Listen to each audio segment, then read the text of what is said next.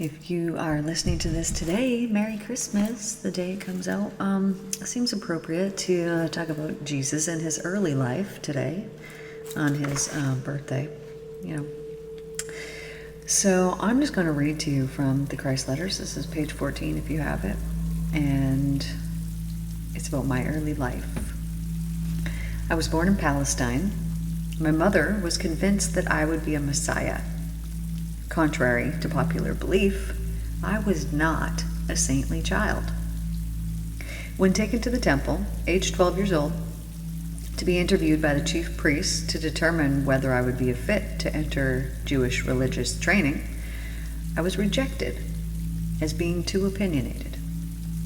Bitterly disappointed, my mother took me home again and did her best to raise me in the sanctity which marked her own demeanor at all times.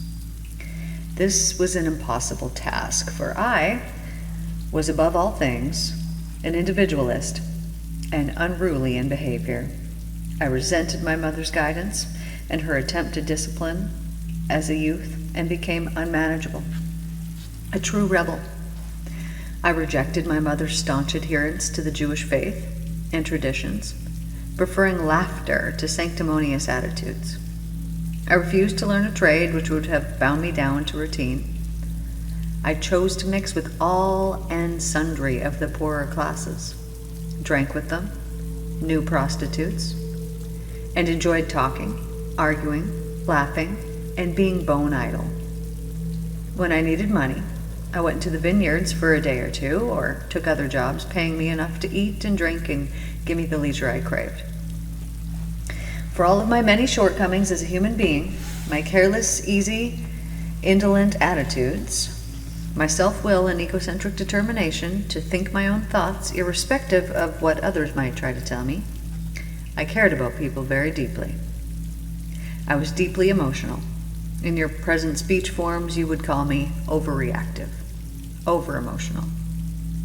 I had a warm, compassionate, empathetic heart. I was deeply moved in the presence of sickness, affliction, and poverty. I was a staunch supporter of what you would call the underdog. You might say I was a people's person. I lived with them closely, in a spirit of camaraderie. I listened to their woes, understood, and cared. It's important to understand my true origins and my early youthful characteristics, because these were the goads which pushed and prodded me into eventual Christhood.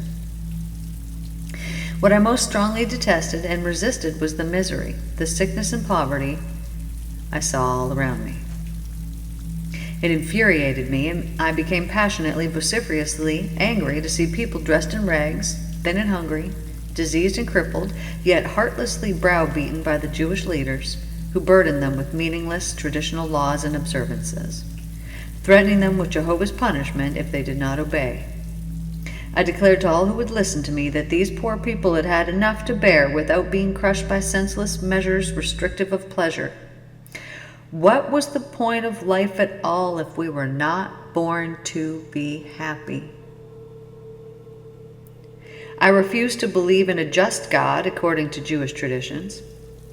The biblical prophetic warnings of Jehovah's judgment and anger against people disgusted me. People were human after all, doing what their human nature prompted them to do.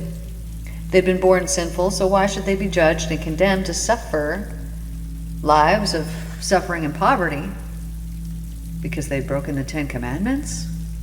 Where was the sense in such statements? To me, this Jewish belief depicted an illogical and cruel God. I wanted nothing to do with him. It seemed to me that if such a deity existed, it followed that mankind was doomed to eternal misery. The simplicity and freedom I found on the hillsides, the plains, the lakes, and the mountains refreshed my inmost spirit and quieted my angry murmuring against the Jewish God. Consequently, I refused to believe a word that the Jewish elders tried to teach me. However, during my middle 20s, a new line of questioning took possession of my thoughts as I walked ever more frequently alone in the hills. My rebellion was gradually replaced by an all-consuming longing to know and understand the true nature of that which must surely inspire and respire through creation. I reviewed my lifestyle, and I saw what suffering my actions had caused my mother and many other people. Although I felt such deep compassion for the weak and suffering, my rebellious nature had prompted me much thoughtless and selfish behaviors towards my family. My underlying love for them now welled up in me, and I found myself becoming equally rebellious against my past behavior. I heard talk about John the Baptist and the work that he was doing among the Jews who came to listen to his words even from Jerusalem, and I decided to visit him to be baptized.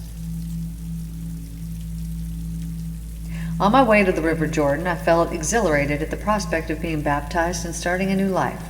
I knew that despite my unruly emotionalism, I had also been born with a keen intellect and a gift for insightful, impressive debate, which I had used willfully and negatively, leading people into unruly arguments. I had thrown my talents away by pursuing a life of self-will, idleness, and pleasure. As a result, I had forfeited all respect from others. Neither did I possess any self-respect. For the first time, I found this to be intolerable. It occurred to me that in the future I must put my natural gifts to better use. Instead of just making noise, perhaps I could find a way to lighten the burdens of those whom I so deeply pitied. Up to that time, I had been of little practical use to anyone. Now, when I entered the water in the River Jordan to be baptized by John, I expected to feel nothing more than relief that I had, for once, taken a positive step in reforming my behavior. I expected to feel a new determination to go home and astonish my mother and neighbors with my new kindly attitudes towards them. What really happened when John baptized me was an experience completely different to anything I had ever thought possible. I felt a great wave of tremendous energy surge through my body. I was literally stunned by it. As I staggered out of the river, I felt myself elevated in consciousness in a most extraordinary way. A great inflow of glowing happiness uplifted me to a state of ecstasy. I was enraptured and aware of a great light. Stumbling, I moved away from the river and walked, not knowing where I was going. I continued on, unseeingly, into the desert. Then he goes on to talk about what he experienced in the desert, which I'm just going to lead you in one little bit from this. I was uplifted into inner radiant light and felt vibrant and wondrously alive with power. I was filled with ecstasy and joy, and I knew beyond all doubt that this power was the true creator out of which all created things had been given their being. This glorious interior harmony, peace, and sense of perfect fulfillment, needing nothing more to be added to that beautiful moment, was the very nature of reality, the creative power, giving life to creation and existence. I realized that this creative power I was experiencing was infinite, eternal, universal, filling all space beyond sky, oceans, earth, and all living things. I saw it was mind power. It was the creative power of mind. There was no point where this divine creative power of mind was not. And I realized that the human mind was drawn from divine creative mind, but was only a candle lit by the sun. And at times my human sight was so spiritually heightened I could see through rocks, earth, sand. These now appeared to be only a shimmer of tiny motes. I realized that nothing was really solid. So I got to tell you guys here, when he is describing that light that comes up, this is the seeking that you can go for. So if you are wanting enlightenment, which I bet that you are, all you need to do, seek and you will find. Knock and the door will be open to you. If you dedicate yourself and you say, this is a must, it is not an option. But I have the opportunity right now in my life to ask for divine enlightenment and expect it without 1 ounce of doubt, and it will come to you. The only thing that stops that from occurring is the mind. Because let me tell you something, darling. You are perfect. There is nothing wrong with you. There's nothing about you that is not perfect. The only time that it appears as though there is not perfection is when we allow our minds to get in the way and create something that is not perfectly perfect. You are perfect. You were born perfect. And at some point, somebody said something to you. You had some type of experience that happened to you.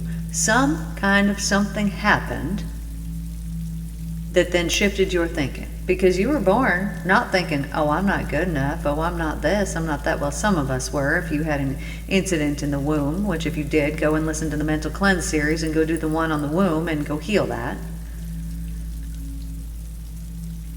But at some point, something was introduced into your vibration and it was accepted.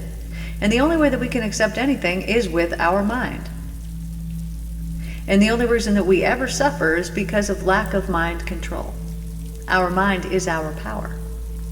You know, there are people who can just have a really positive outlook on life. These people always seem really happy, really upbeat. And if you were a really negative person, those positive people might annoy you. But let me tell you something. They're positive and they've kind of figured it out that no matter what is going on, if they stay that way, they're going to feel good. They have control. They are using their mind power to benefit themselves. But we can just have a positive outlook. We can just think, oh, if I just think good thoughts and if I just think these happy things, then these good things will happen. And you're right. It's true. If you really truly believe in that. But the intent of enlightenment is to get rid of everything that is not the love. So I had an experience yesterday, and I went out to a club, and if you've ever been to a big DJ event, then you'll understand what I'm talking about. If you haven't, you won't understand it. But there is a vibe that goes through that place. And what it truly is a spirit. And there will be someone in there that is in control. They're controlling that spirit. And the purpose of me telling you this is that every single second in your life, you have a choice. What it is, what thought it is that you want to put out there. But if ever you get the enjoyable pleasure to be the one who is directing that night, whose spirit is the one guiding and leading it, you will have every single thing, every thought that you have immediately reflected back to you. Which, if you are all about spiritual growth, this is a beautiful gift. It's a beautiful thing. Because when you can see what's going on out and around you, and you can understand that I have created this. This was from me. This was from my mind. This was from this particular incident. This was from that particular incident. And as soon as you can realize everything that is being reported back to you has come from you, then you understand that everything that is coming to you at every single second in your life, in the right now and the all the time, is continually reported back to you, but you just don't have hundreds of people mirroring your thoughts for you. But as soon as they do this for you, then you gain deep levels of understanding. Let me give you an example. So let's say that I wake up in the morning and I'm like, hey, which I got to tell you guys today, it was 101. And even just thinking about it, 110, 111% of heaven that I'm living in. And normally it's around 98 to 100. But I realize 98 ain't cutting it. Why? Because you and me, my darling, are perfect. We're perfect. And the lie that has been spread around this earth is that we're not. And so because we believe in that lie, we feed it and we do things imperfectly. Now, I'm not saying that we don't make mistakes, but I'm saying when you are programmed with something, it will cause you to make a mistake perceivably, but it never is. Because there will be some type of underlying fear that is present. This can even be viewed in actual perfectionism. I'm not saying go out there and draw the lines perfectly on the paper and color in this thing perfectly and do all of these things perfectly. No, I'm not saying those, although we could do those things. I'm not saying this. I'm saying that you are perfect. Every single cell in your body is perfect and behaves perfectly at all times, unless the human mind gets in the way. And if the human mind introduces itself and it goes, are we sure about that? I don't know. Remember that time when you had a sore ankle? You sure that's not going to come back? Then you have allowed these things to be present in your life. But if you were to meditate every single night and you were to just meditate on the perfection that you are, I am a perfect vessel of divine love. I am a perfect vessel of divine love. And as you do that, you might have things pop up into your head. You might have people pop up into your head that you're like, oh, I need to forgive that person. Oh, I thought negatively of that person when I was driving. Oh, I seen that person and I placed a real quick judgment on them when I passed them on the street. And those things matter. They matter. Because that's a vibe. That's a feeling. That's a electric wave that you have put out. And through magnetism, it surely will be returned back to you.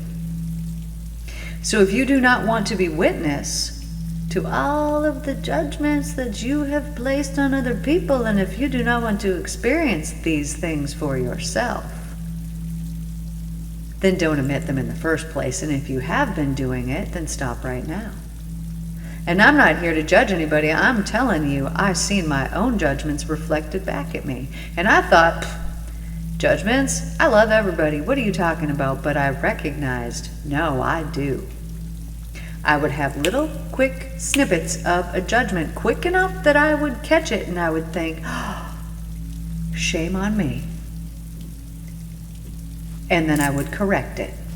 And then something would come up again and I would think, oh, why are these things presenting themselves to me? Why do I have such a massive opportunity tonight to look so deeply into myself? What is going on that this is occurring? And what a beautiful, wonderful gift it is to be able to truly see the judgments that you put out and have them reflected back to you.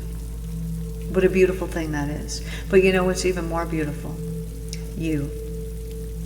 Because you're perfect. And it doesn't matter that you did that thing. And it doesn't matter that you still feel shame or that you get the guilt.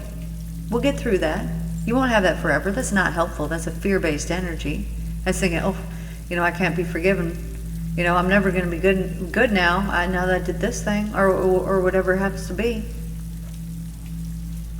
But as long as you remain in those fear-based energies, which guilt and shame, you wouldn't think it would be attached to fear, but it is. Because it is not love. And love is only love, and it can't be anything other than what it is. Happiness, that's not love. Joy, that's not love. I mean, it's up there on the scale. I want those things, but it's not actual love. Whereas fear encompasses all kinds of things, but fear is the root. Just like love is the root for all those little things that come off of it, like the happiness and the laughter. Well, why do we laugh? Well, because we love. If we didn't love our life, would we be laughing? No. We wouldn't. Perhaps you need more laughter in your life. Perhaps you haven't had enough of it. So let me be the first one to make you laugh on Christmas. I'm going to tell you a hilarious joke. How do you... This is going to be real good, guys. Buckle up. How do you catch an elephant?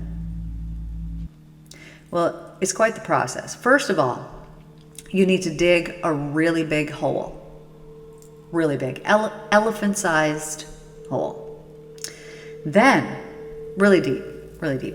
Then, in the bottom of the hole, you're going to sprinkle a whole bunch of ashes. Just like tons of ashes. And then around the outside of the hole, you're going to line it with peas. So around the whole top side of the hole that you just dug, little peas all around the edge of this hole.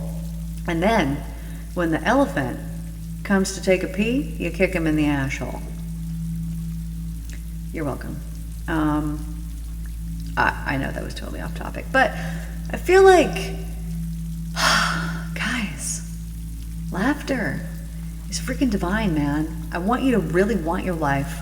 I want you to have so much more happiness and joy and laughter in your life, and we get this by getting rid of those heavy, dense energies that aren't serving us anymore. So as you set an intention, maybe today, maybe you're listening on actual Christmas, set an intention, maybe for the new year. I don't know when you're hearing this, but set an intention that you will gain the light, the enlightenment this year, and you will do it through, first of all, if I was you, I would study the Christ letters.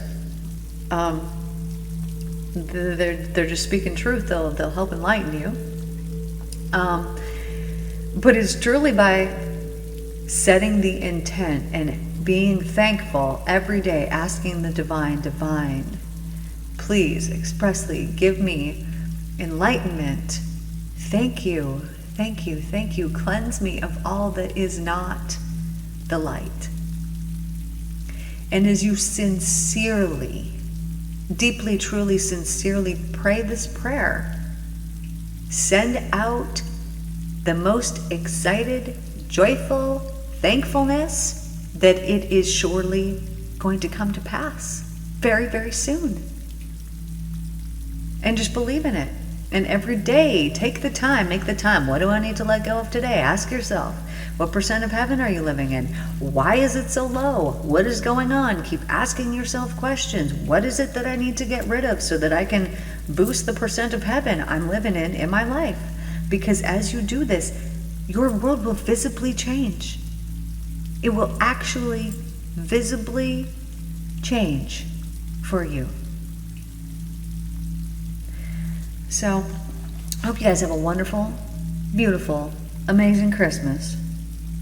I love hearing about Jesus' younger life. I remember hearing a story. I wish I could read it to you, but it was in like the Book of Mary, but not the Book of Mary Magdalene. I've only read it one time, years and years and years ago, and I could never find it ever again. So it was some obscure text, but it was talking about Jesus' really, actually it wasn't talking about Jesus' really young, well, I mean it did. It was talking about Mary, and Mary's young life, like, Jesus' mom. So I'm going to tell you real quick, because it's super interesting.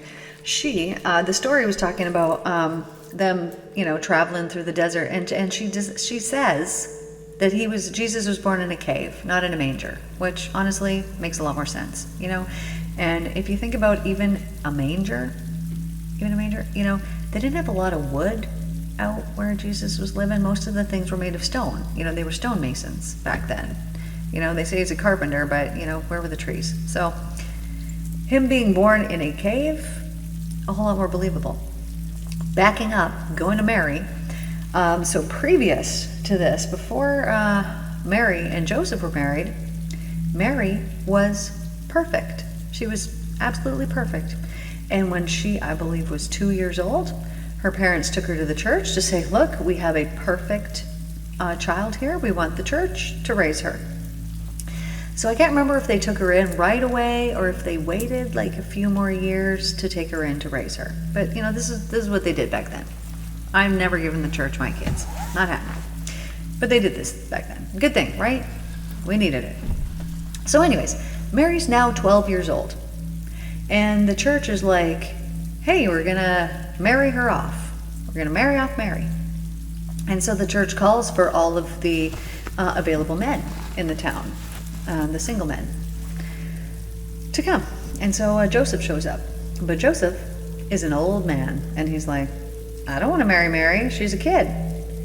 And the church decides, no, Joseph, actually we've chosen you and you are going to marry Mary. And so he's like, okay, I'll marry her and I will protect her and I will care for her like my child until she's old enough to really be my wife. You know, he was a good dude. So he takes Mary, she's living in his house, and lo and behold, Mary gets pregnant. And Joseph's pissed because he's like, well, you know, I didn't sleep with you. And she's like, no, I didn't. And I mean, keep in mind, Mary is holy. She's perfect. And so the church hears, oh, Mary's pregnant. And so they don't believe that Joseph is not the father. They don't believe this, you know, immaculate conception has happened. So they send Joseph out to the desert and they're like, you're lying to us. We're sending you out to the desert for 7 days. If you don't die, you were telling the truth. So they sent him to the desert for 7 days, doesn't die, came back, be like, okay, he was telling the truth. So that's my story. And I really wish I could find the actual story because I'm giving you bits and pieces, but there was more details in it and it was really freaking interesting. But anyways, so have a wonderful Christmas. I love you guys. If you actually watch this today, this is amazing. I love you all so very much. And I hope you have the absolutely most amazing, wonderful Christmas. Don't have any doubts in yourself, my darlings. You're fabulous. See you tomorrow.